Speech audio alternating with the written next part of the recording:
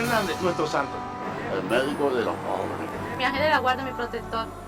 Un ejemplo para los médicos. Una bendición para bendecir esta vida. También me representó en el quirófano cuando me estaban operando. Él es un santo y puede curarlo todo. El doctor José Gregorio Hernández fue alguien bondadoso y alguien caritativo. La medicina experimental venezolana comenzó sus pinitos precisamente con él. Que aquel hombre había sido un paradigma para el venezolano, como científico y como hombre de bien. Pero ¿quién fue realmente José Gregorio Hernández? ¿Cuál fue su norte? ¿Qué había en lo más profundo de su corazón? ¿Cuál fue el legado que nos dejó? ¿Por qué su memoria permanece aún anclada entre nosotros? José Gregorio Hernández, de carne y hueso.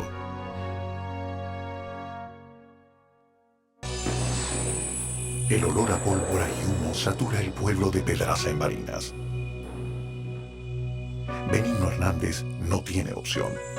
Debe huir para ponerse a salvo de las montoneras de la guerra federal. A lomo de mula, se aleja del calor del llano junto a Josefa Antonia Cisneros Montilla, su prometida. Buscan un sitio donde echar raíces, tener hijos y prosperar.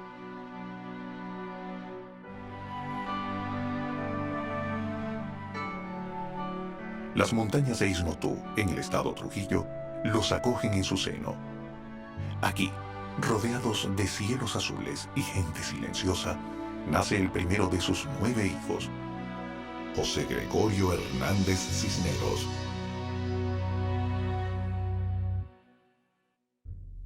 Aun cuando la guerra federal ya ha finalizado, al pequeño, como todos los venezolanos de su época, le toca crecer en una sociedad marcada por el caudillismo. Benigno Hernández establece en su casa una próspera tienda que también funge de botica. Ahí, el pequeño José Gregorio observa con fascinación cómo la alquimia de su padre le devuelve la salud a los paisanos. Su madre, quien se ha convertido en la benefactora de los desposeídos de la localidad, siembra en su hijo la semilla de la fe cristiana y la caridad.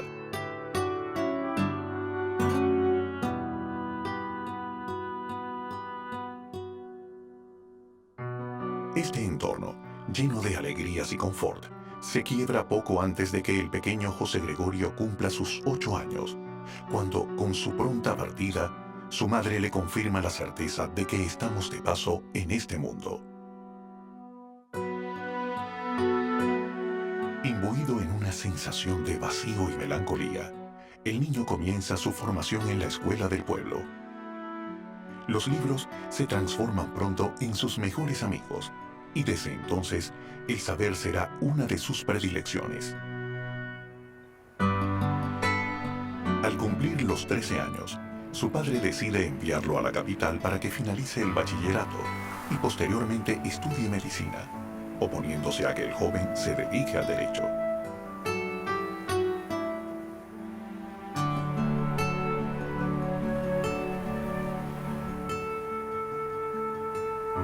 En esos días, ir de Isnotú a Caracas implica un gran periplo. Tras un largo recorrido por tierra para llegar al puerto de Maracaibo, se debe tomar un vapor que navega la costa venezolana en sentido oeste-este hasta alcanzar finalmente el puerto de La Guaira.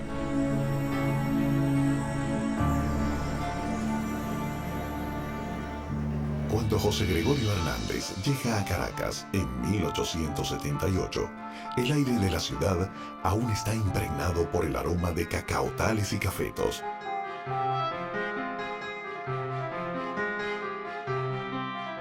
Durante 4 años, el joven Hernández estudia en el Colegio Villegas, donde destaca como alumno ejemplar, merecedor de numerosos diplomas de honor.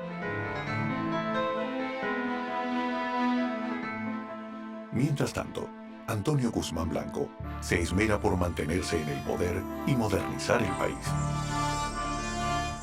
Se edifican teatros y bulevares de arquitectura afrancesada que decoran la capital, y la vía ferroviaria que unirá Caracas y La Guaira se encuentra en plena construcción.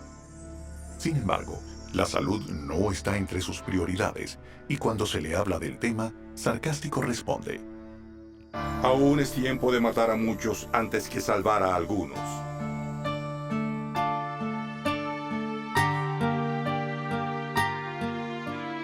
Para el siglo XIX, en la época en que nace José Gregorio, realmente la medicina y la atención hospitalaria en Venezuela era muy primitiva y realmente los hospitales estaban dedicados a la atención del paciente pobre de solemnidad. Estos pobres que no tenían a nadie que los atendieran eran los que terminaban en nuestros hospitales.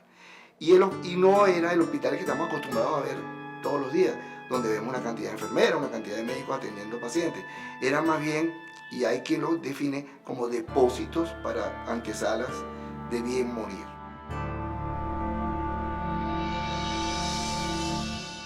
Tras obtener el título de bachiller en filosofía a los 17 años, inicia inmediatamente sus estudios de medicina en la Universidad Central de Venezuela. Según la gran mayoría de sus profesores, Hernández no es un alumno cualquiera, pues su desempeño siempre está muy por encima de la media. En esa época, los médicos eran generalistas, pues. No estaba concebida la diferenciación en especialidades médicas. De manera que un médico era un médico que hacía todo lo que había que hacer, pues. El día que presenta su doctorado en ciencias médicas, el gran salón de la universidad, destinado para el examen oral, no se da abasto.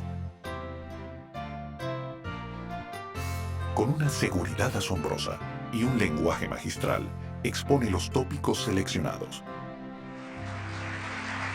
Tras la ovación de los presentes y la aprobación unánime del jurado, el para entonces rector de la Universidad Central de Venezuela, Dr. Aníbal Dominici, lanza al aire un conjuro que habrá de hacerse realidad.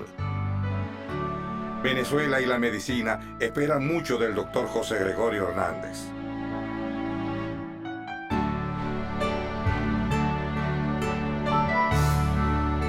Con el título bajo el brazo, el recién graduado regresa a su terruño para ejercer la medicina con empeño y cumplir el designio de sus padres.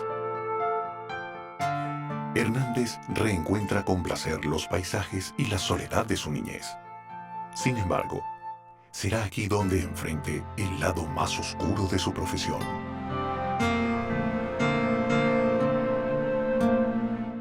Hace unos 3 o 4 días tuve el dolor de perder a una enferma. Dolor que ha sido tanto más vivo porque es el primer paciente que me toca encarrilar al cementerio.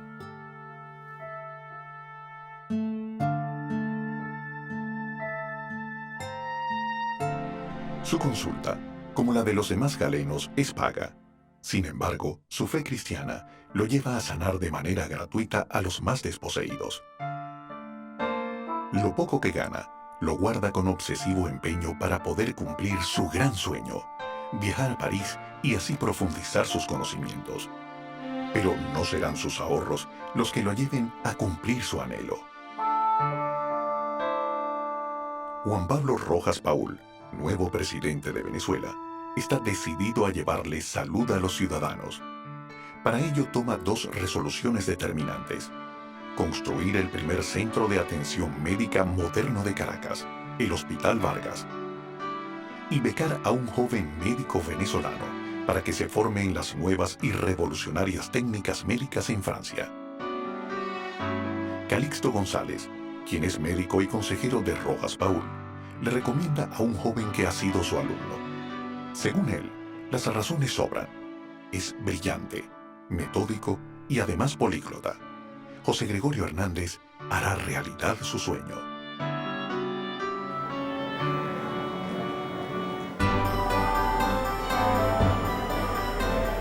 Con tan solo 25 años de edad, cruza el Atlántico para encontrarse con la ciudad de las luces. Europa entera vive años de transformación. Louis Pasteur ha descubierto el principio de las vacunas y da a conocer la verdadera causa de las enfermedades infecciosas. Microscópicos seres vivos invaden nuestros cuerpos. Consigue la beca para Francia y en verdad la aprovecha extraordinariamente bien. ¿Por qué? Porque va a contactar a la gente más eminentes de la Francia de ese momento.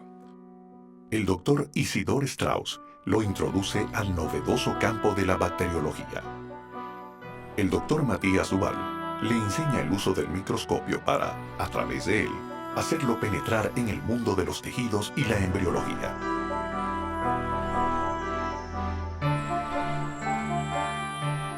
Finalmente, el doctor Richer, quien recibirá el premio Nobel por sus aportes a la ciencia, le enseña fisiología patológica y le inocula el germen del método científico como herramienta indispensable en la práctica de la medicina clínica y experimental.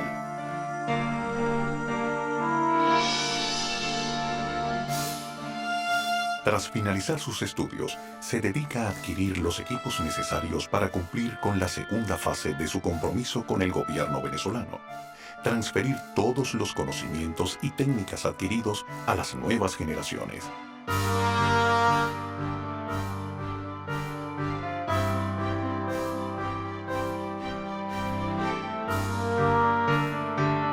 ¿Cuál sería la sorpresa del doctor Hernández cuando, a su regreso a Caracas, descubre el recién inaugurado Hospital Vargas, construido a imagen y semejanza de los grandes hospitales de París que él ha tenido la dicha de conocer?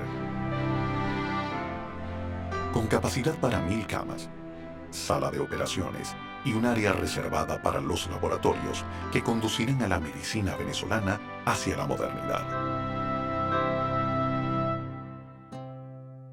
Entonces hay 3 hitos en la historia de la educación médica. Lorenzo Campins Ibáñez Ter, que la funda los estudios médicos en Venezuela en 1763.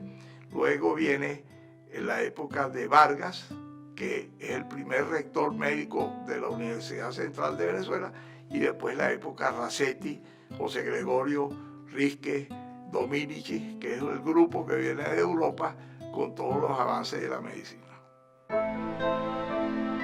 En tan solo pocos meses, instala el primer laboratorio de microbiología del país, el cual queda bajo la jefatura de uno de sus pupilos, el bachiller Rafael Rangel.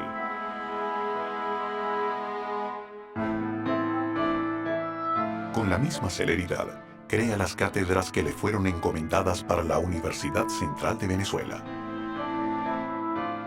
Estamos en 1894 y ya el hombre está a su vuelta dando clases de bacteriología, enseñando lo que había aprendido.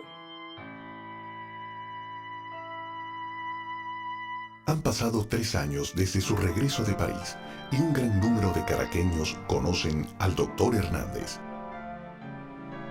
Su creciente fama no solo se fundamenta en la brillante carrera que desarrolla como médico, científico y docente.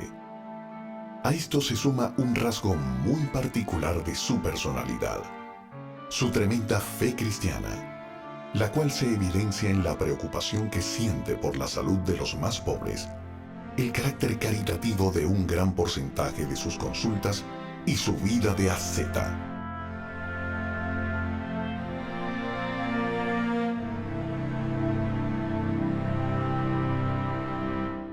Aquellos cercanos a él lo reconocen como un hombre alegre, que disfruta de la música, el arte y sobre todo el baile.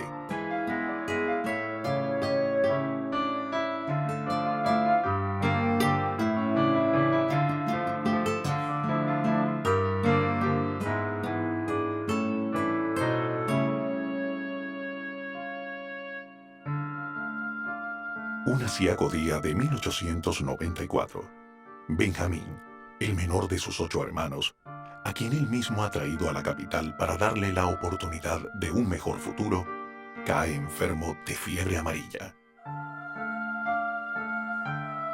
El padre de la medicina moderna en Venezuela, el mejor diagnosticador de Caracas, no puede hacer nada para salvarlo.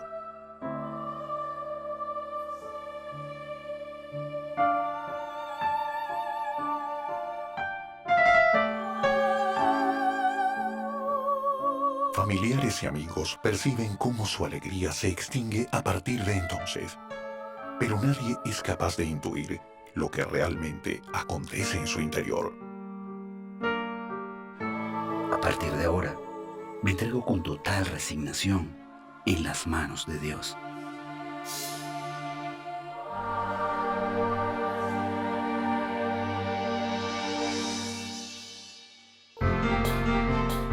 El nuevo siglo abre sus puertas lleno de novedades científicas y tecnológicas que transforman la cotidianidad de la ciudad de los techos rojos. La luz eléctrica ha ido sustituyendo a la de gas y el teléfono ya intercomunica casas y ciudades. En estos días, la fama del Dr. Hernández es tan grande que la compañía que le presta el servicio telefónico le asigna el número 1.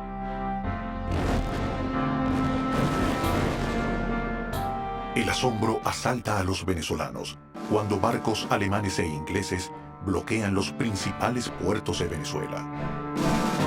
Cipriano Castro hace frente a la situación con una proclama memorable.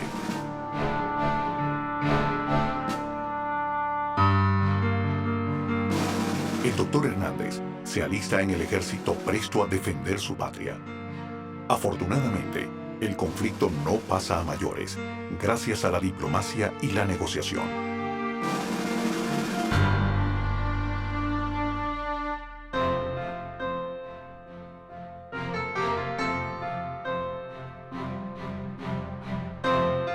Años más tarde, el doctor Luis Racetti, consciente de los méritos del Dr. Hernández como médico e investigador, lo invita a formar parte de los 35 profesionales que darán luz a la Academia Nacional de Medicina en 1904.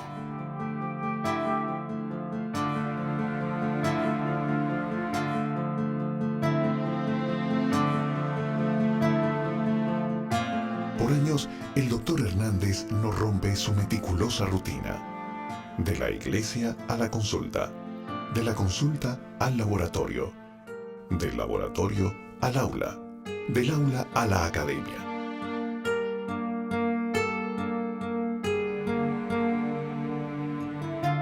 Sorpresivamente, en 1906, solicita a la universidad su jubilación, aun cuando le faltan 4 años de servicio para poder hacerlo. La aprobación se hace realidad sin objeciones. Decidido, abandona todo: fama, prosperidad, familia, para marcharse a un claustro de monjes cartujos en la Farneta de Lucca, Italia. Su partida es un evento secreto. Tan solo su guía espiritual y confesor, Monseñor Castro, está al tanto, pues es quien lo ha ayudado con todas las gestiones necesarias. Ha llegado el momento que tanto ansió y que desde hace muchos años viene preparando. La huida al monasterio fue en parte porque él siempre tuvo la inquietud de ser sacerdote desde niño.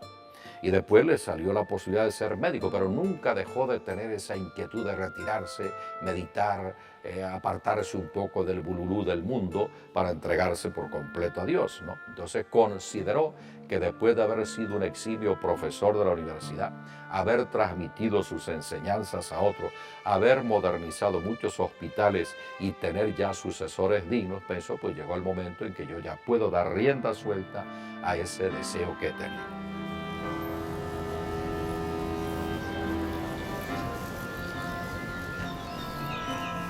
El 6 de junio de 1908, desde Puerto Cabello, antes de embarcarse en el vapor que lo llevará a Italia, le encomienda a su hermano César Hernández la repartición de todos sus bienes.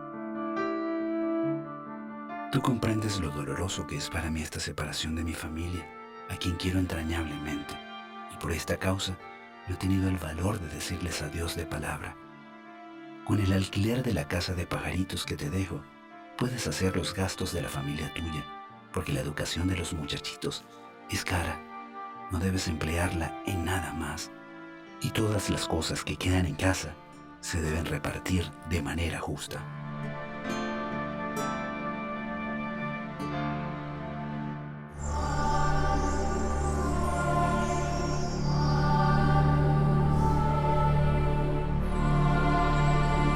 Tras 3 meses de prueba, es aceptado en el claustro y se convierte en el hermano Marcelo. Sin embargo, su frágil estructura corporal sucumbe frente a las duras exigencias físicas del claustro. Luego de 9 meses de aislamiento total, voto de silencio, estrictas dietas y temperaturas por debajo de cero, la salud de Hernández se deteriora progresivamente. El superior de los Cartujos se ve forzado a informarle que debe abandonar el claustro y lo invita a buscar una vía más acorde con su existencia para entregarse a Dios.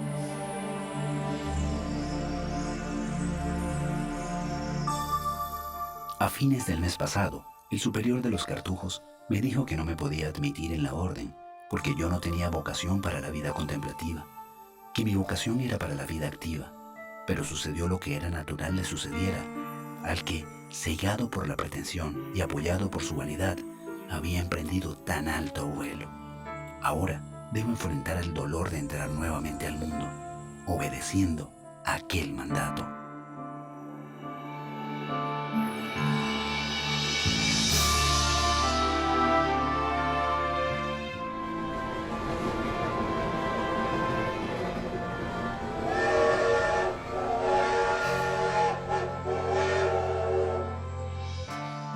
Cuando el doctor Hernández desciende del tren Caracas-La Guaira, sus pasos no lo conducirán a la casa que dejó a sus hermanas. Decidido a continuar el sendero espiritual, ingresa directamente en el Seminario Metropolitano de Caracas. La noticia hace eco. Familiares, amigos, colegas y pupilos colman la sala de recibo del seminario para darle la bienvenida. Los estudiantes le solicitan con insistencia que regrese a las aulas y envían una carta al ministro de Instrucción Pública, donde piden la reincorporación a sus materias habituales. Monseñor Castro le recomienda que así lo haga. Definitivamente, la medicina es su sacerdocio.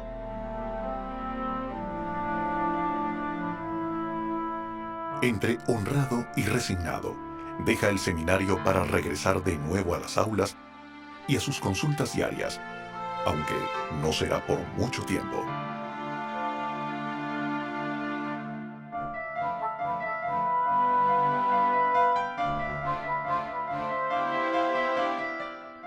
Cuatro años más tarde, intenta de nuevo acercarse más a Dios. Esta vez, el destino es el Pontificio Colegio Pío Latinoamericano en Roma, donde se dispone a estudiar teología y derecho canónico. Lamentablemente, con tan solo 5 meses en Roma, enferma y es enviado a Génova para su recuperación. Su salud empeora y le diagnostican tuberculosis.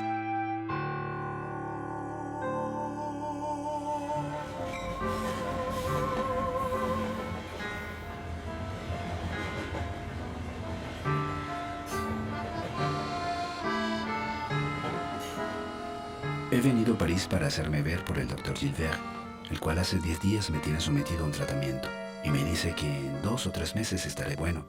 Los que me ven me dicen que no tengo mal semblante, pero suponte que me cure de aquí a 4 o 5 años. Ya para entonces estaré demasiado viejo y tendré que quedarme para siempre en el mundo. Y esto es lo que me encontraría. La cantidad de fracasos que tuve en la vida, al entrar en la vida religiosa, al entrar en la vida asceta de la Cartuja, que hasta el final de su vida estuvo buscando esa visión. Para mucha gente es ese eterno pelear por una aspiración que no te llega.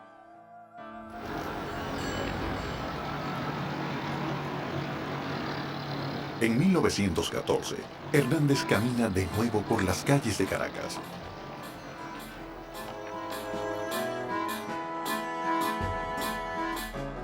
Para sorpresa de todos, ha abandonado su habitual atuendo. Muchos critican su nueva indumentaria, según ellos, demasiado ostentosa y llamativa para un hombre tan modesto como él. Sí, se hace referencia a que cuando vuelve de sus viajes, después de estar en París, después de estar en Italia, en Estados Unidos, él abandona un poco ese traje negro tan rígido y utiliza unos elementos un poco más a la moda, como botines de charol, se dice que utiliza sombrero de paja, pero como no tenemos imágenes, es un poco lo que se comenta en la época, ¿no? Que hay un cambio una vez que él vuelve y que ese cambio implica que él está vestido más a la última moda de París.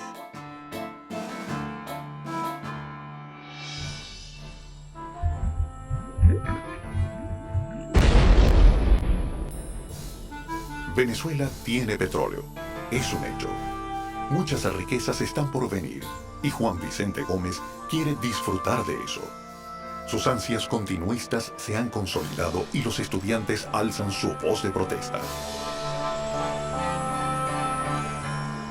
Como la universidad lleva 2 años cerrada, una escuela de medicina ha sido creada para formar a los nuevos doctores.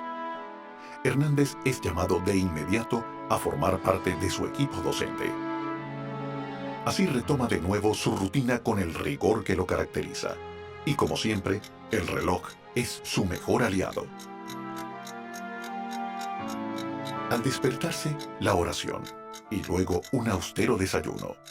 Entre las 8 y las 11:45 am, realiza su visita domiciliaria. Siempre a pie, pues no le gustan los carros. Nunca lleva maletín, ni estetoscopio, solo un termómetro, su reloj y un pañuelo, que coloca entre el paciente y su oído para auscultarlo. A mediodía está de vuelta en casa para almorzar. Luego de una pequeña siesta, se dedica a su consulta privada. El doctor Hernández cobra 5 bolívares a todo aquel que tenga medios para pagar. Y a veces él salía a comprarle medicina a los pacientes de acuerdo a la condición económica de cada uno de ellos. Lo otro es que los conocía a todos y le conocía la vida y milagro a todos sus pacientes. Y por lo tanto él sabía a quién tenía que comprarle y a quién no. A la salida de la consulta, los más pudientes se topan con el cepillo de los pobres, una pequeña cesta donde dejan una colaboración destinada al tratamiento de sus pacientes desposeídos.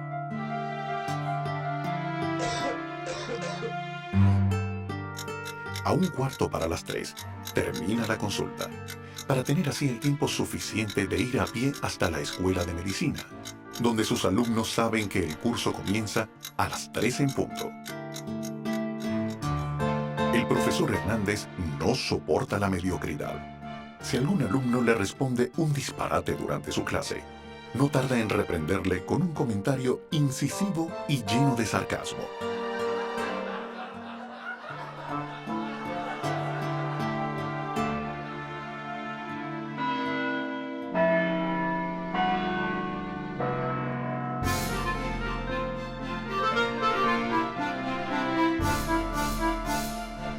El domingo 29 de junio de 1919 es un día muy especial para él, pues celebra los 31 años de su graduación. Como todos los domingos, lo primero que hace es ir a misa en la iglesia de la Pastora.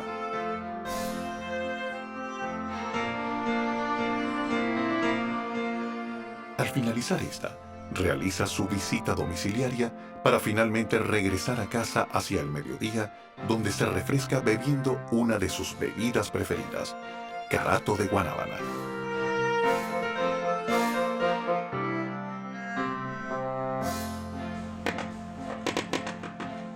Súbitamente, la tranquilidad del momento se quiebra.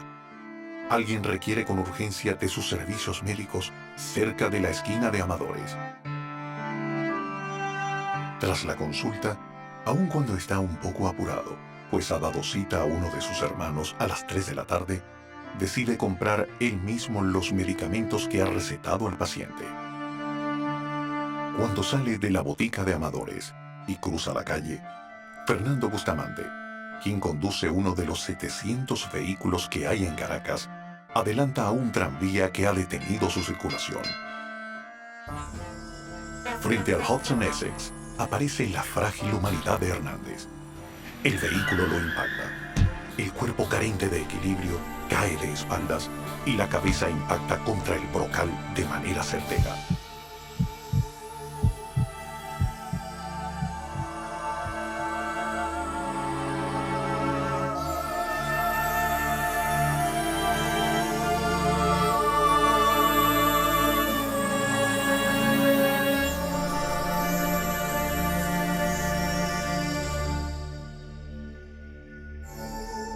Para el final de la tarde, una multitud colma la calle esperando su turno para expresar sus condolencias a la familia.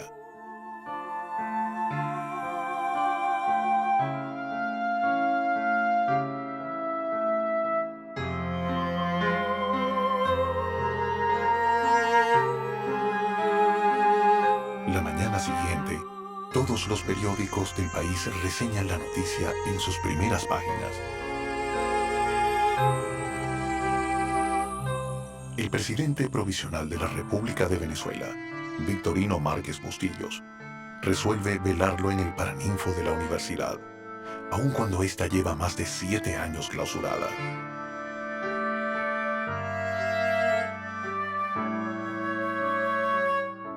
Del Paraninfo de la universidad, el féretro es llevado hasta la Catedral de Caracas. Las calles por donde pasa el cortejo están abarrotadas de dolientes.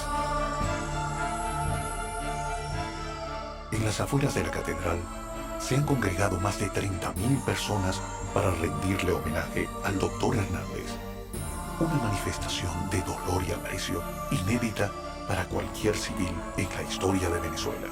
Cuando el féretro sale de la catedral y va pues a montarse en el carro fúnebre, la gente dice: no, José Gregorio es nuestro, y fue llevado en hombros hasta el cementerio General del Sur, donde recibió cristiana sepultura. Rómulo Gallegos, conmovido por la vivencia, deja que su pluma hable por él. No era un hombre al que enterraban, era un ideal humano que pasaba en triunfo, y en pos de su féretro todos experimentamos el deseo de ser buenos.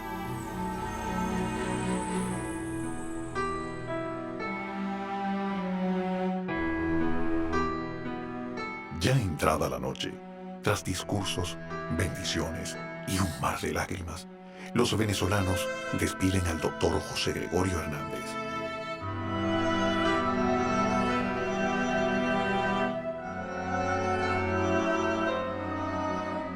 Al día siguiente, el Valle de Caracas y sus alrededores parecen arrasados por un huracán de tristeza. En sus jardines no queda ni una sola flor en pie, pues todas han ido a dar al mismo lugar. La ciudad entera queda sumergida durante días en un inmenso pesar, y todos aquellos que lo lloraron se niegan a dejarlo morir.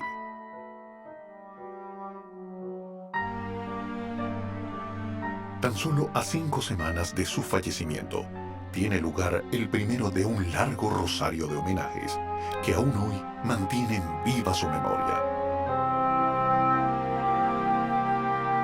Paralelamente a estos reconocimientos a su labor científica y académica, nace otro vínculo asociado a su figura, menos pragmático, más espiritual. Sus pacientes se resisten a aceptar su partida y comienzan a pedir sobre su tumba aquello que le pedían en vida: que los cure. El doctor Juan Pablo Izquierdo, sobrino de uno de los discípulos predilectos de Hernández, comenta: después de que murió mamá, papá nos llevaba con frecuencia al cementerio del sur. Para llegar al panteón donde ella reposaba, debíamos pasar frente al de los Hernández, y recuerdo aquel gentío que visitaba su tumba. Primero eran pocas personas, después fueron muchas, y luego ya era una muchedumbre.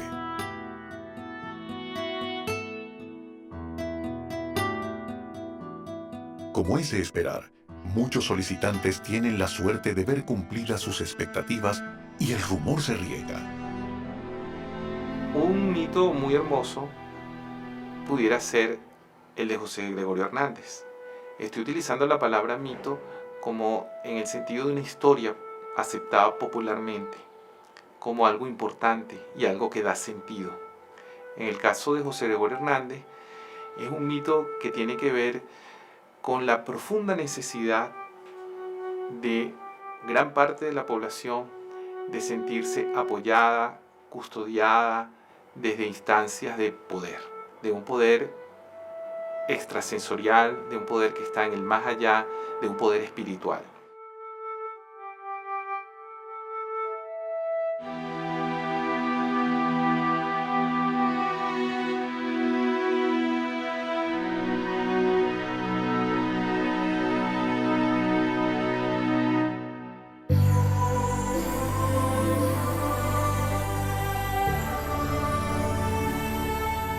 Impulsado por el amor, la admiración y sobre todo por la cantidad de personas que manifiestan haber recibido los favores del Dr. Hernández. Ernesto Hernández Briceño inicia en 1948 los trámites para la beatificación de su tío.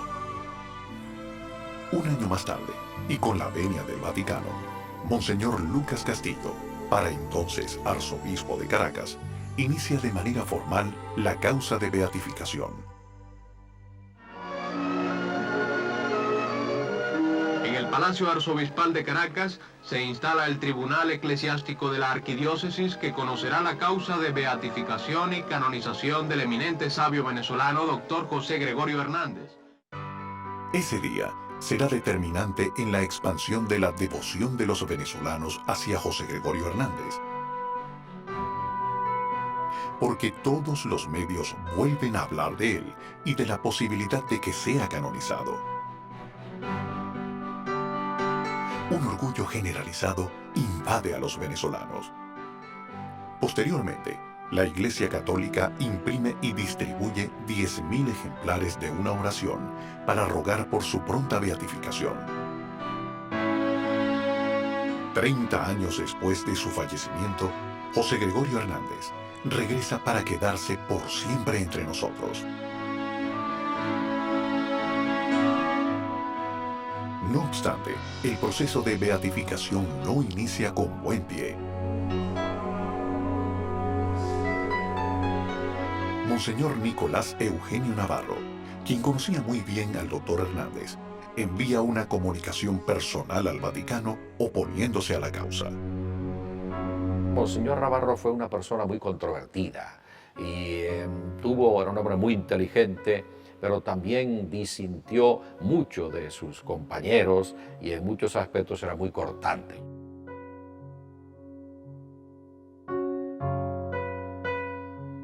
Si bien el proceso de beatificación se estanca mientras el Vaticano analiza los cuestionamientos de Navarro, la devoción por Hernández continúa creciendo y pronto trasciende los límites del Cementerio General del Sur, de la capital y del país.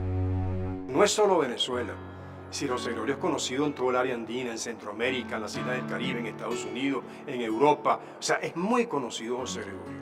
Y de hecho, pocos siervos de Dios o venerables o beatos tienen una fama de santidad tan extendida.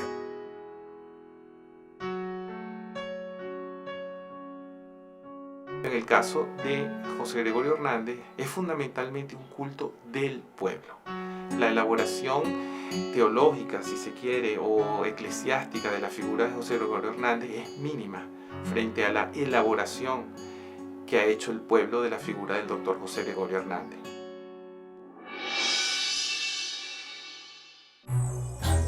No se sabe exactamente cuándo se incorpora su imagen en los altares del espiritismo, pero lo que sí es una certeza es que, como siempre, su figura se invoca con fines muy específicos.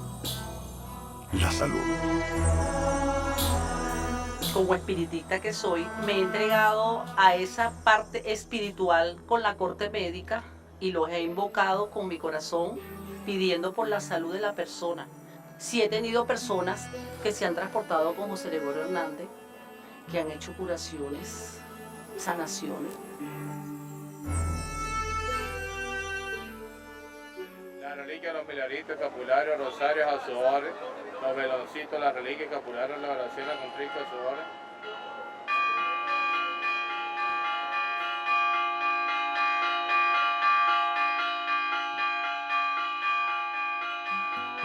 En 1966 se inaugura en el sitio donde estuvo su casa natal, el Santuario del Niño Jesús. Desde entonces, miles de peregrinos acuden allí para agradecerle por haber atendido sus plegarias.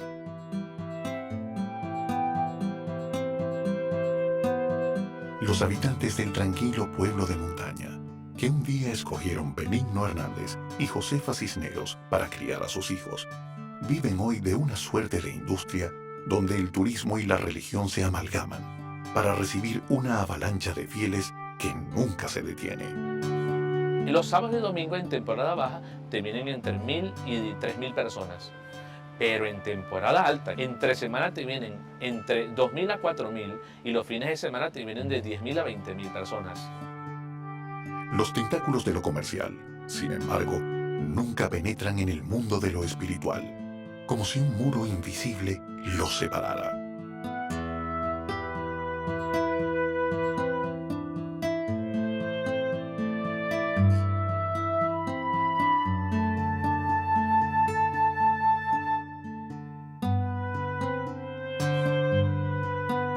En 1974, el incontrolable cúmulo de devotos que solicitan favores y pagan promesas en el Panteón de los Hernández tiene consecuencias fatales.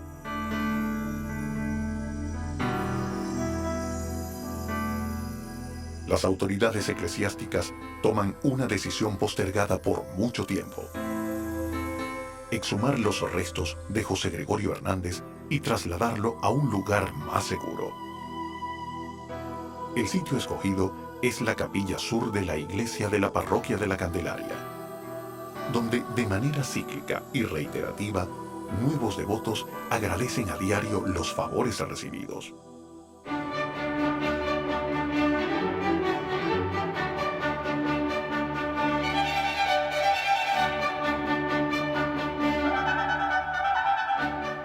«37 años después de introducida la causa para su beatificación, Juan Pablo II finalmente da el primer paso para cumplir la aspiración de los venezolanos. José Gregorio Hernández es declarado venerable.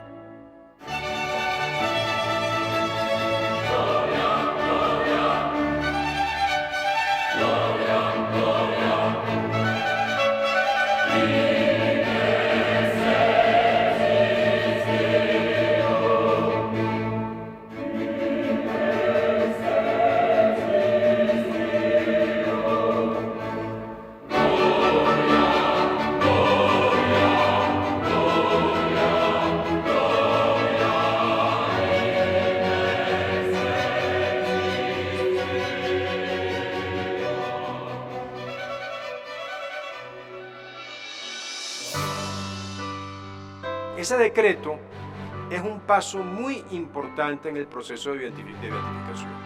Eso quiere decir que José Gregorio es propuesto al mundo y a la Iglesia como un modelo de virtudes, de fe, esperanza y caridad.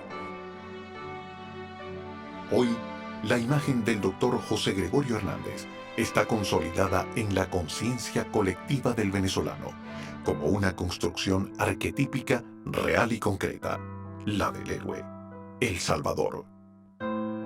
Por eso, su figura trasciende los predios religiosos y se hace presente en las más variadas formas de expresión cultural y artística venezolana, consolidándolo de manera definitiva como un elemento unificador de nuestra sociedad.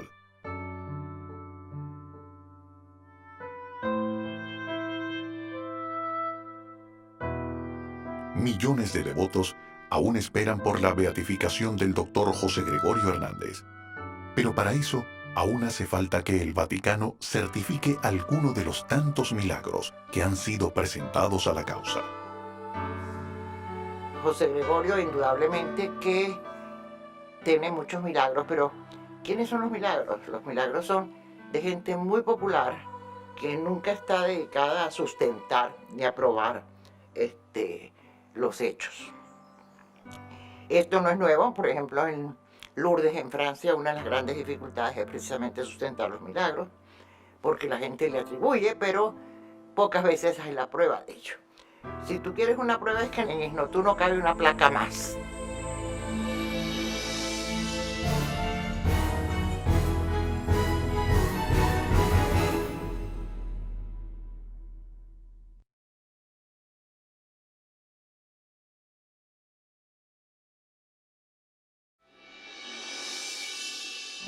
Más allá de que sus milagros sean ciertos o no, o de que su imagen pertenezca a un altar o a otro, hay cosas en las cuales todos están de acuerdo.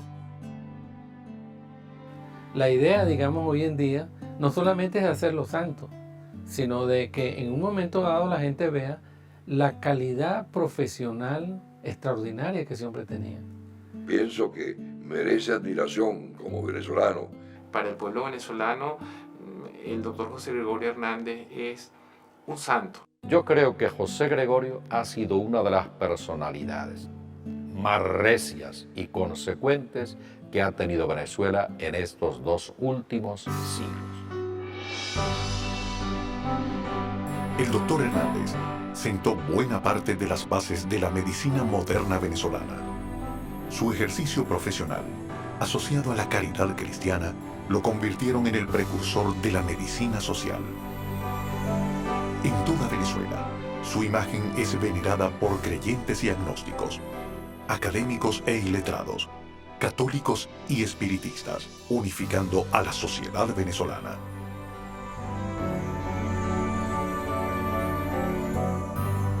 También es una certeza que ejerció las virtudes humanas en el día a día.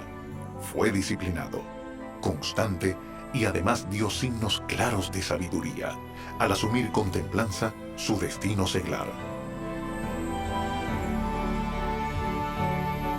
Hoy, su imagen se nos hace necesaria. Esa imagen del hombre de carne y hueso, del hombre de a pie, venezolano honesto, que estudia, trabaja y prospera. La imagen del doctor José Gregorio Hernández está viva y representa la imagen de lo que todos podemos llegar a ser.